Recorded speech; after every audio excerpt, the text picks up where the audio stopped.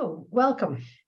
This is In Conversation With, and today it's with Colm Brannigan.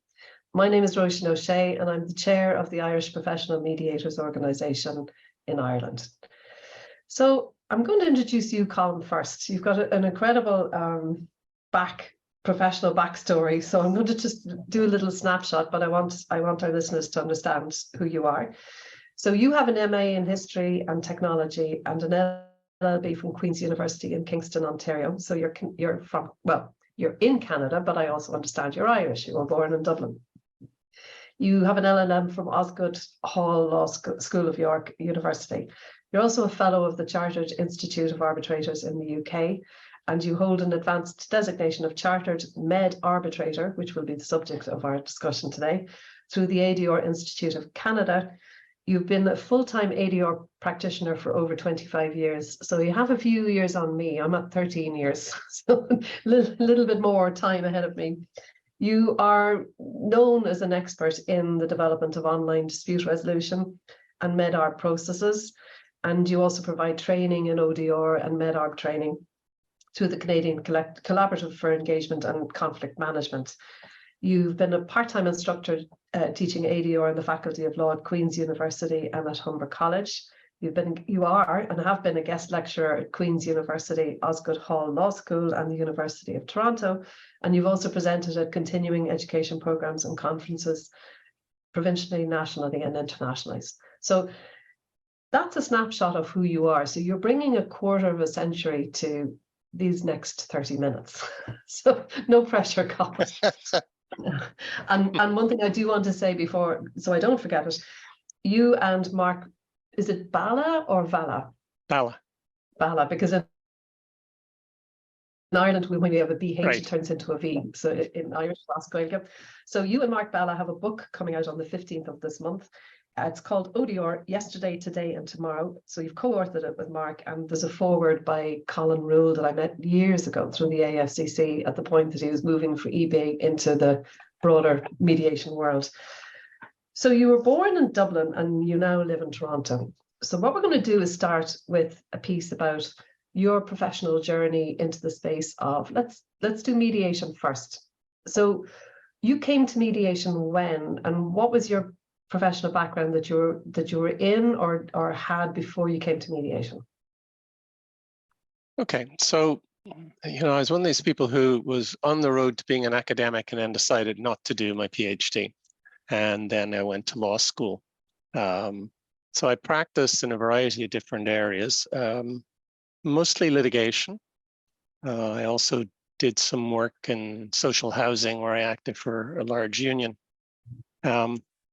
So although I did a lot of trials, I was becoming increasingly dissatisfied because most of them actually settled, although I did a fair number that didn't. And I became increasingly disenchanted with just with the whole system. You would generally negotiate solutions. Mediation was off the ground there, and I was involved in that a long time ago as well, but hadn't had training. And so I decided, well, maybe I should get some training. So I was trained in family mediation. And it's great to be trained in family mediation because in my view, if you can mediate in family, you can mediate in anything.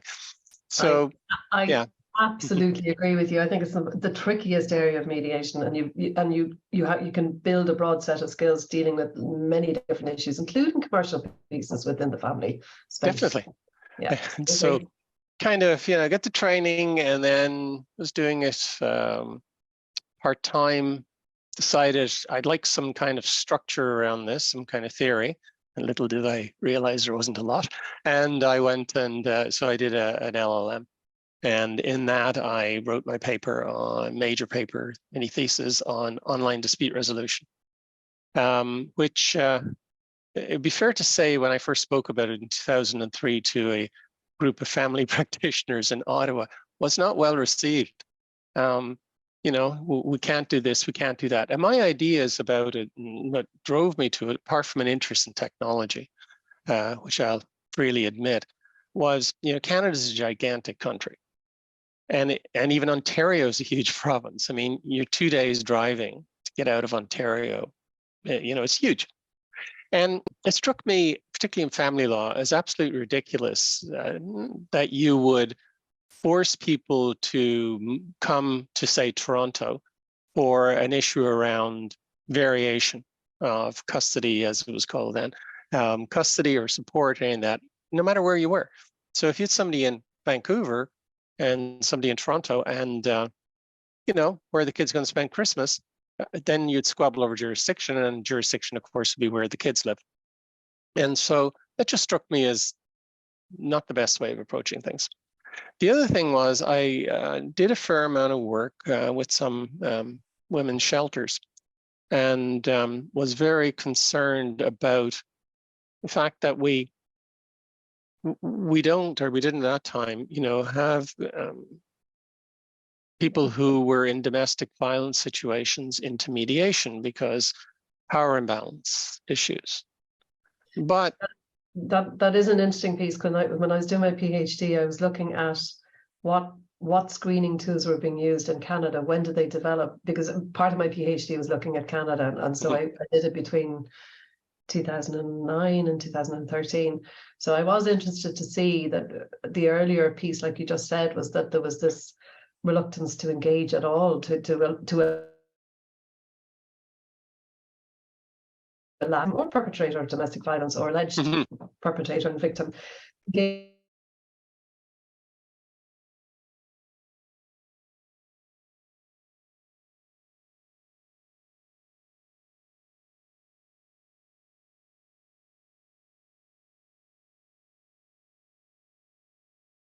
of the FCC in 2009. And being sort of people being alarmed by the conversation. I remember a presentation that Colin Rule did with mediate.com, and everybody being completely taken aback. And yet, for those who've been involved, younger generations who've grown up with technology, it didn't make sense that this was being ruled out as a natural way. Yeah. And I mean, what I was looking at, can you provide a safe space? Yes. Right. And you can. So that was what drove me into it. But then as I started looking at it more, and I've done some work with Colin as well in the US, you know, we saw ebbs and flows. I mean, we all had the kind of, you know, he was the director of eBay, and then our PayPal and eBay, I can't remember which way. And, you know, they developed very sophisticated automated systems. It was eBay, yeah. And what he developed was a text-based system. Yeah. So it was text-based resolution. And I do remember him wanting to, Modria was the company that he set up, and they wanted to translate that into a model to be used, and it was a trial run in the Netherlands. Yes, it was. It was trialed in family in the Netherlands. Yes. Yeah. And although quite successful, unfortunately didn't keep going. I think funding ran out. I remember speaking to some of the people involved in that. So, you know, we were looking at it, but really most people were looking at ODR as being, you know, business to consumer on small things, business to business. And we really weren't looking at it in terms of individual practitioners or groups using ODR. And part of it was there was a huge reluctance on the part of mediators, not arbitrators. Arbitrators have always, well, in the time I've been doing, have used technology. And I remember doing an arbitration with a party somewhere in Europe, can't remember now, and in the States and in Canada by video. Now, the video wasn't great, but it was still, you know, so it was mediators. But what I am interested in is, what was that initial reluctance to engage with the technology from your perspective? When you first became aware that there was the reluctance, what was it based on? Because there was a belief that the only thing that would work and that mediators have particular skills in would be in face-to-face, in-person facilitation with the clients. There was this belief that you couldn't get that. And to be fair, 20 years ago, the technology was not where it is now, but it did evolve and it had ups and downs. And one of the things that I spoke about at least once was, how do we make it legitimate? How do we legitimize it? And so in British Columbia, they have a thing called the Civil Resolution Tribunal, which is, to me, the model of the court of the future. It started off doing strata condo disputes and then became now really small claims court. It's an online tribunal, but you can't have hearings. That was followed by the Condo Authority Tribunal in Toronto, which is a fully online text-based process. And so those kind of developments gave legitimacy to the idea. And then, of course, COVID hit. And where I might have got one or two people a year who would say, yeah, we'll think about that. COVID changed everything. And again, being fair, people default to what they know. And, you know, getting lawyers to use technology in that way was very difficult. And we saw that around COVID as well, particularly around Zoom. One day Zoom was the best thing that ever happened. The next day it was a security nightmare. And my my kind of somewhat sarcastic, I guess, response to that would be, do you send email? Is it encrypted? If it's not, you may as well send a postcard. So, you know, we had those, and then people got used to the idea and saw that there were benefits to it. So even though... So if we go to that column, if we go to... So we all hit this global change at exactly the same moment. It's probably one of these really rare moments in the evolution of the human condition that the whole world had to embrace online technology. Mediators in particular, who, as you said, were reluctant perhaps to engage with the technology, had to or stopped mediating. And I do remember at the beginning of COVID, there's another professional membership organization, and there's an international professional membership organization. But I remember a dialogue at the very start, holding to this value of the in-person mediation as a holy grail of thou shalt not deviate, and therefore we'll stop mediating. So it didn't make any sense to me, but we all moved through that, and we had to get past that hurdle. And as we moved on, we now have online dispute resolution as a normal part of our toolkit as mediators. My work practice completely shifted online. And I was actually in person today for a signing, which seemed completely strange because I've been doing everything online. So I'm going to take you to the next piece that I really want to dig into is Med-Arb.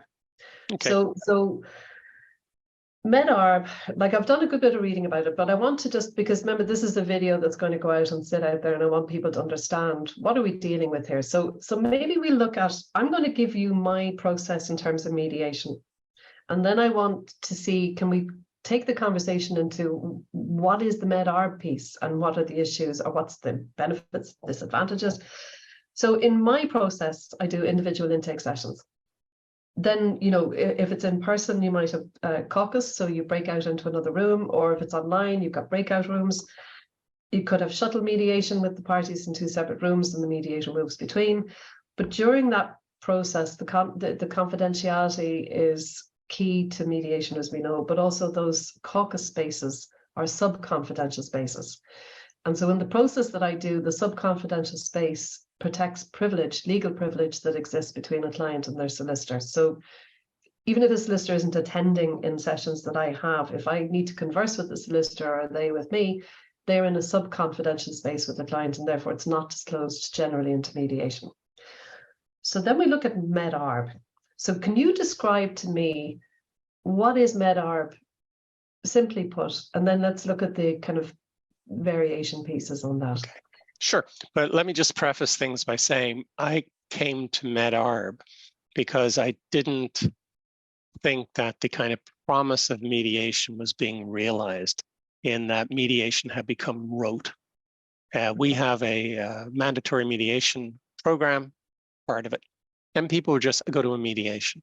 And so, you know, there wasn't really discussion of what's important in choosing a mediator or what kind of materials you should prepare. We prepare mediation briefs that are exchanged between the parties and the mediator. But often you would go to a mediation and there'd be something missing, right? And it occurred to me that most counsel would not go, and most of my work is with lawyers. Most of it's now transactional. So I take a different approach if it's a relationship, but it occurred to me that lawyers probably would not go to a judicial pretrial, which we have in our systems, with the same lack of preparedness. And I'm quite open about that. I've said that number of times with lawyers in programs as well. So, you know, I thought, okay, we're just not going there. So what can we do? So the ADR Institute of Canada put together a task force, I think 2018, and we worked out this. Now, Med-Arb isn't new. Med-Arb in North America really started in the 1970s in labor, in a nurses' strike in San Francisco. And although there was quite a bit written about it, it kind of fell by the way. It was then somewhat resurrected in certain industries. So for example, in Ontario, Med-Arb is used, much as it is in Ireland, in industrial type disputes. And it is also used in family law. And family law is really the leader. Family law and Med-Arbs were years and years ago. So what is a Med-Arb? A Med-Arb is really, you know, another form of dispute resolution process. And that's really important. I'm looking at this as an integrated program, as an integrated process, because the way it's viewed now is, we know what mediation is, we know what arbitration is, what's Med-Arb? And yet I see Med-Arb as being the third leg of the stool, because I see it as being a separate process with elements of each, but separate. So what you really do is you commit to attempting to settle the dispute through mediation, which we call the mediation phase. And that brings up some really interesting issues, particularly around caucus and the use of information. And then we use binding arbitration. In Ontario, we don't use non-binding arbitration very much. So we use binding arbitration to resolve any issues that remain after the mediation. So what you're doing is you're really funneling down. People negotiate and they mediate. And as they go along the process, issues are settled, are resolved. And so in my experience, 80% or so, 70, 80% will end up settling in the mediation and not have to go to arbitration. And the ones that go to arbitration, it'll be a much smaller arbitration. I'm an arbitrator as well as a mediator. I don't do huge arbitrations. I think arbitration has a lot of potential for mid-type disputes, but it's not used. And mediation is used a lot, but one of the criticisms of mediation is you're not guaranteed an outcome. And depending on how you're in mediation, you may then go back into litigation, or you may be in an arbitration track, but you can't say at the end of this process, we're going to have an outcome. And you've spoken of three possible models within this Med-Arb piece, right? So you've spoken of the mediator, the professional starting as a mediator and then moving to become an arbitrator to deal with any issues that haven't been resolved or all issues that haven't been resolved. So the mediation piece could do some of the dispute resolution and then it moves on. So that's one model that I understand. The second one is that you hire a mediator and an arbitrator. So you're hiring two professionals to do the Med-Arb process and it shifts to the other person who's the arbitrator. Or the third one, which I kind of like, is the opt-out model. And the reason I like it is because it fits more with the self-determining client-centered approach that I like. And the opt-out model, as I understand it, is that it begins as mediation, but the one party can object to that mediator remaining as the arbitrator. They're in a Med-Arb process. They've agreed to be in a Med-Arb process, but one can opt out if they feel that the mediator's being biased in some way. It's just a feeling, but they can opt out. I like that one. But I think what was interesting. Sorry. That's the model I use most time. And whether it's opt out or opt in, I mean, once people are in the process, I think the mediator also may want to get out of it at the end of the mediation because may feel that, you know, he or she has gone too far. And you're never really worried about the people you're working with, but you're worried about at the end of an arbitration, if somebody lost, which will happen, and they go and get other advice, will they then attack the process? So guarding the process is very, very important. And you've talked about, because you know, I was reading some different pieces that you've written about, and you were saying that really the last 18 years, maybe you did half a dozen Med-Arb pieces, but in the last 2 years, you've done maybe 12 or 15. So what's driving that uptake? What's driving the shift? I think a number of things. One of them is, you know, the courts are backed up, I think all across the Western world, backed up. And it's an expensive process. So people want to look at other options. Now, before COVID, you know, particularly legal professionals would not even consider it. And indeed, there was a lawyer in Toronto who offered use of a platform for insurance use, ODR, for free to 100 lawyers and at zero uptake. Okay, so we'll only do what we have to do. But people Yeah. are getting dissatisfied. And I think, you start listening to your clients with novel idea, and you'll find out that what most clients want is not some notional sense of perfect justice, but something that's good enough to get them to a result that's good enough for them to move on, particularly in personal disputes. And, family estates, those kind of things they're very similar. So virtually everything I'm doing now is Med-Arb. I'm not doing, although I use some arbitration mediation as well. And I don't normally keep stats on it, because I don't know how you define success in mediation. What does that mean? But I have been keeping stats on Med-Arbs, and I've been finding that essentially 18 out of 20 settle, with maybe a couple of issues going to arbitration, 1 or 2, 17, okay, maybe 1 or 2 will go to arbitration, more issues. I haven't had one go to arbitration with all the issues. And then opt out. And the opt out's only been used a couple of times.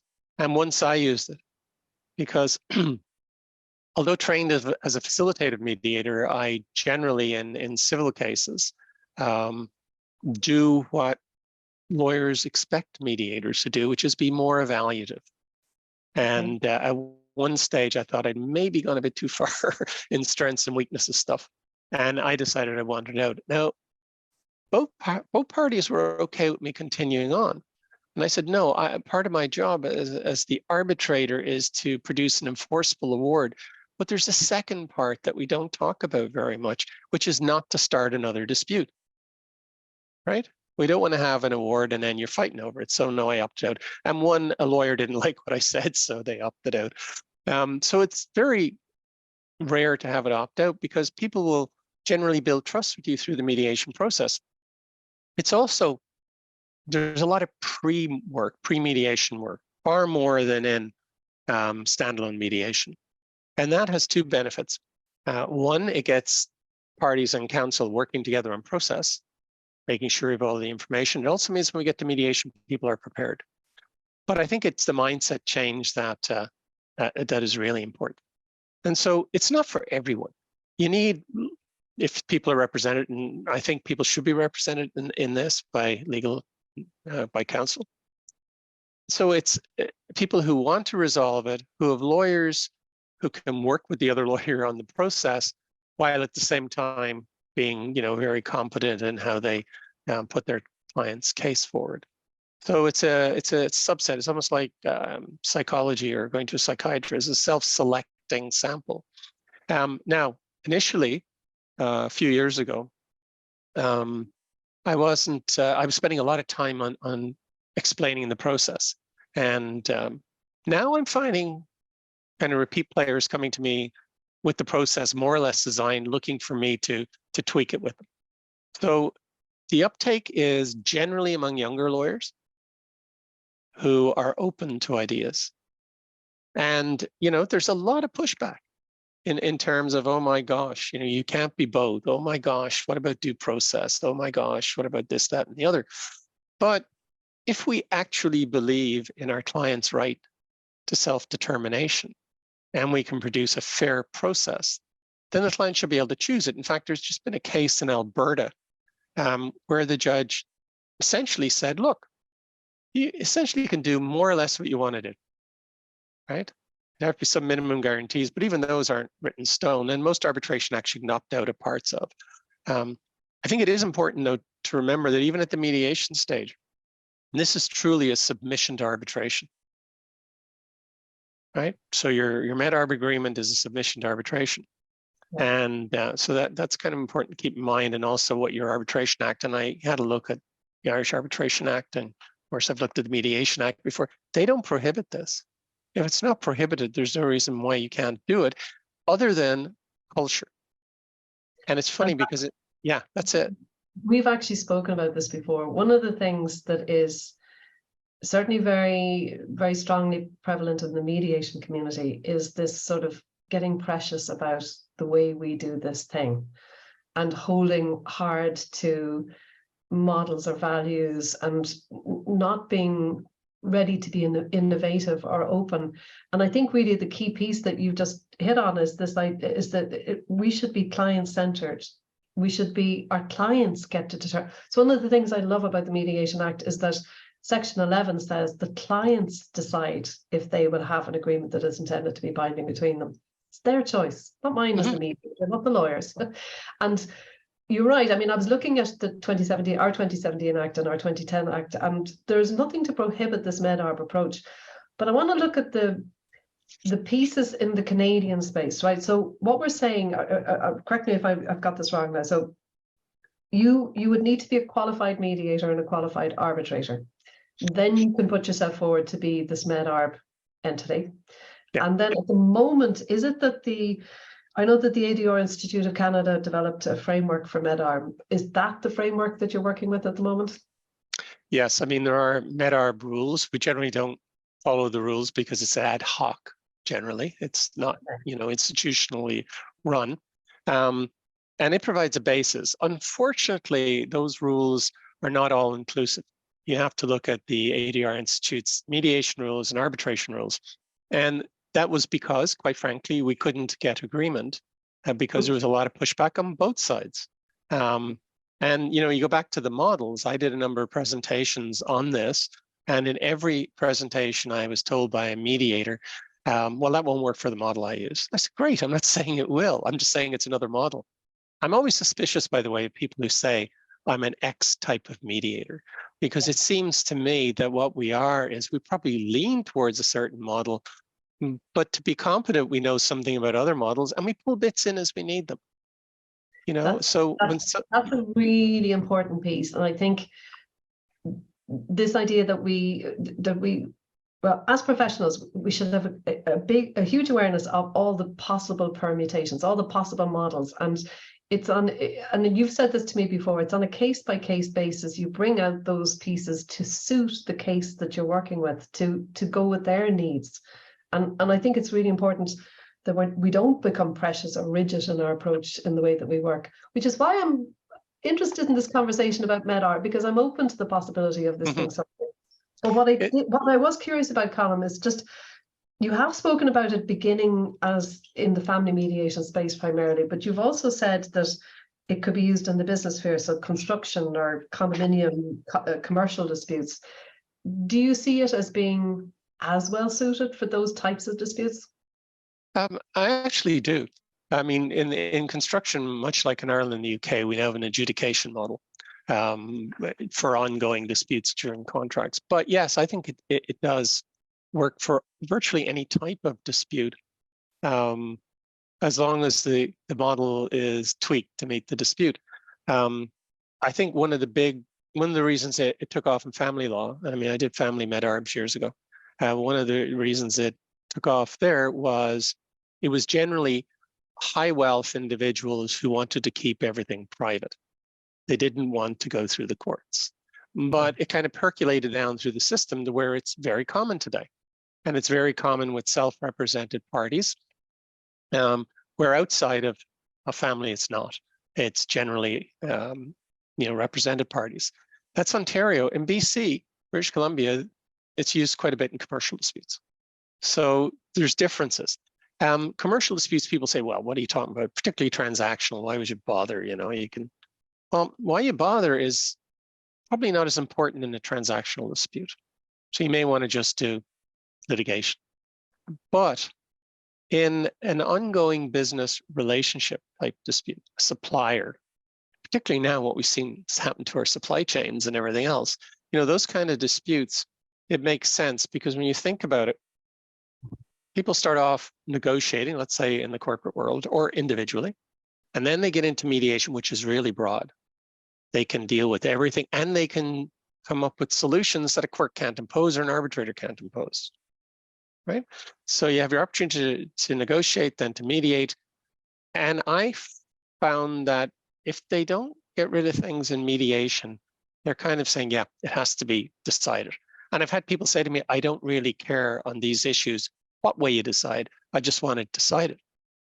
Okay, but I mean, I just did one recently, a shareholders dispute, a number of different corporations in the construction business. It got down to half a dozen issues where there's 3 partners in it, got down to half a dozen issues. And they all said to me, and a decision is actually more important to us. We'll continue to work together. We've tried negotiate, we've tried mediation, we're doing this. It was a very different kind of arbitration.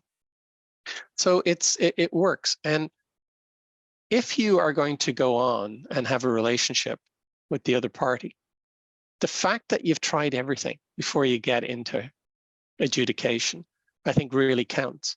It makes people more accepting of the outcome because they see, look, we've tried everything. Now, one of the differences, of course, is in negotiation and mediation, you're dealing with information, and in arbitration, you're dealing with evidence. So it's important you structure how you use your documents from mediation to arbitration. It makes sense. Sorry. No, you said earlier that in your experience so far that the parties actually prepare better for Med-Arb than they do for mediation. In other words, if they're already in litigation, you might have grounding affidavits, you might have the documents that they would be submitting in court. But you're saying that for the Med-Arb space, they actually prepare better. So the mediator is actually more informed and has more of the essence of the nature of the dispute to work with during the mediation process. And do you think that's why the mediation piece is actually quite successful of the Med-Arb? Yes. Okay. And I mean, and what it's done for me has made my role as a mediator much better, because you don't have this nonsense where you have, oh, geez, we don't have that, we'll send it to you. You have everything together. Oh, I don't have those receipts. Oh, I don't have this, that, and you know, as a mediator, you can be frustrated. You can imagine how frustrated the parties are, or at least the other party. So you don't have that. You know, at the height of mediate, I mean, if you do multi-party mediation, you'll see the difference in preparation just in the mediation between the different lawyers. Some of them, and I think good advocates, you know, prepare properly and they use their skills in mediation. Others are just, oh, well, we have to tick a box. You're not ticking any boxes if you do Med-Arb, because you've designed the process, you've been part of that. As I say, by working along and having more front-end work, I usually have maybe 3 conferences with counsel, and in between they will do work. So we have the initial one, hopefully with the clients present, but often not, and then just kind of a check-in one, and then almost a case management one beforehand. And I'm finding that by the time we get to closer to the arbitration, people have resolved a number of the issues. Plus, you know how it is in mediation where people bundle issues. Yes. I'll settle X, Y, Z if I can settle A, B, C. You don't get that Med-Arb, because you don't, people say, oh, you know, I don't really want to go further on those issues when they're not really that important. So I think it works from that perspective. And it still gives the client autonomy. The parties still control the process. That's the key. And I absolutely agree with you on that, because that's the thing that we must always have to the forefront of the work that we do. It's the client's case. It's they need to determine. I'm just wondering about the international context. Have you done Med-Arb that has had an interjurisdictional issue? So a party that's in Canada and a party that's somewhere else? I haven't. I've got one coming up though, a party in the States, one in Canada. Okay. So what would be kind of interesting. Where are you going to go at this? Where's the jurisdiction of the agreement then? Where's the jurisdiction, the agreement, the seat of the arbitrations is Toronto, Ontario. Okay, so there's no squabbling over jurisdiction on this. So it's essentially an arbitration agreement, because it's setting the seat. Okay. And it's a different kind of mediation agreement as well, because you're going to decide, you know, how are you going to deal with information? Are you going to caucus? Are you not? In my model, I caucus. What are you going to do? And you provided the options. Everything is super confidential in caucus, or the other one is nothing is confidential. And what do people do? And that's why the transition stage between mediation and arbitration is so important. And in fact, I'll send it to you if I haven't already. I'll send you a collection of case law from a family law lawyer here. And it tells you in family law how not to do a transition. It doesn't tell you how to, but it tells you the cases are all over the map. And what happens is people become confused. So there has to be clarity. You know, for example, when people think of Med-Arb, they think, I'll do the mediation. If it doesn't work, we'll do the arbitration. I always like to have a gap, because I want people to know I'm not the mediator anymore. I'm the arbitrator. And I want things to be prepared in a different way. And so I think it is important that in the transition stage, people know where they're at. So the way you tend to do it is at the end of the mediation phase, you meet with the parties and their counsel individually, just confirm what's settled, because remember, if it's not settled, it goes straight into arbitration anyway. And then you deal with the issue of, what about stuff that came up in caucus? What are we going to do with that? Are you prepared to share it, or are you not? Meet with both parties individually, then bring them together and finalize the details. I mean, keeping in mind that in arbitration, if you're going to have jurisdiction, they have to give you it, and they have to specify what the dispute is, unlike mediation, where you can do all kinds of neat stuff. That's why I like mediation a lot. No court will order, no court will order a developer to buy back a house, but you can reach that kind of deal in a mediation. But just going to that confidentiality piece, because I know we're gonna run out of time soon, okay. And I don't want to miss this piece. So you're basically saying that the mediator, before shifting into arbitration, that transition piece in between, would check about what the mediator has learned in the caucus spaces. The subconfidential. Talk to the clients, yeah. You said this in caucus. Can it be shared? Want to still keep it, or do we share it, or how do we approach it there? Because remember, as part of the planning, what we're trying to do is prevent reinventing the wheel. So often the mediation materials, particularly ones that are agreed upon, will just go straight through into arbitration. You're not going to be going through setting up everything again.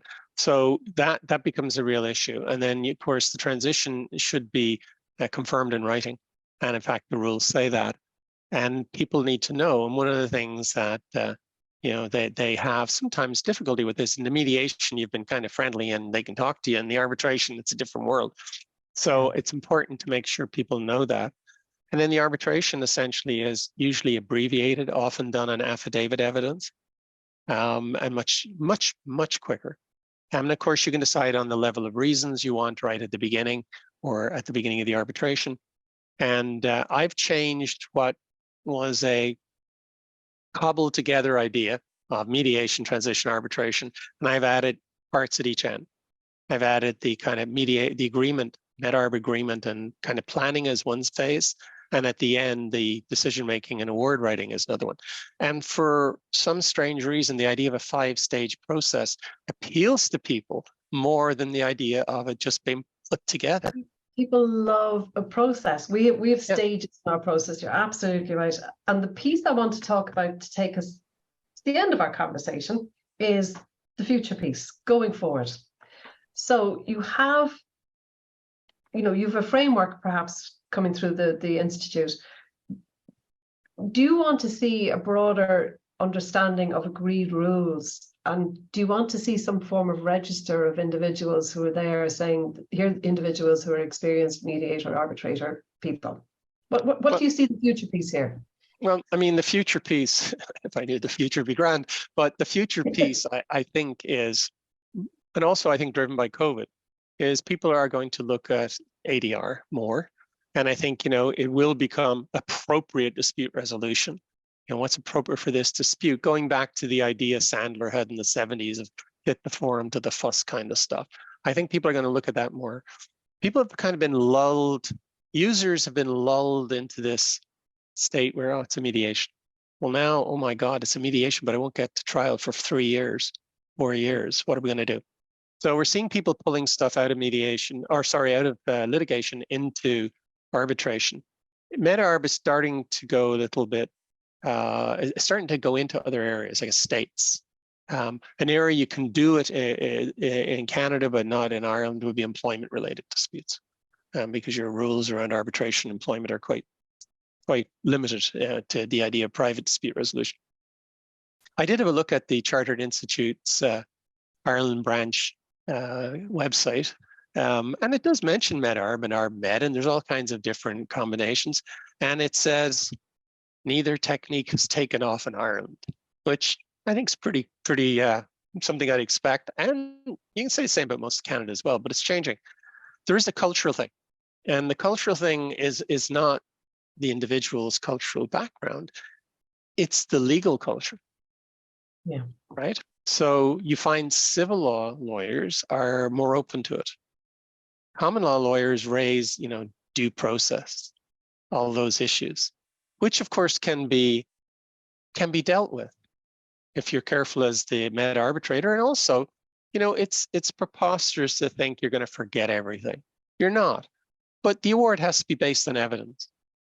And we even have case law that says that, people might be hesitant, and you can't expect the Med-Arbitrator to forget everything. What you can expect is they have an open mind and are listening in the arbitration to the evidence. So we've got cases that are pretty strong. I mean, the first one I really looked at is in 2005 in a commercial case in Ontario, and then our Court of Appeal in 2007. And since then, it's really, taken off. And the principles can be taken into any area. So it's been used in employment now. I've consulted on a couple of employment ones. There's been used in estates. And estates make sense too. Many of the elements of family, right? Yeah, we call that probate disputes here. Yeah. So yeah, I think it is. I think I can see it being absolutely a space. So I'm afraid we've run out of time for the recorded part of this. So Colm Brannigan, thank you so much for being here today. I think this is only the beginning of the conversation. I think we need to talk more.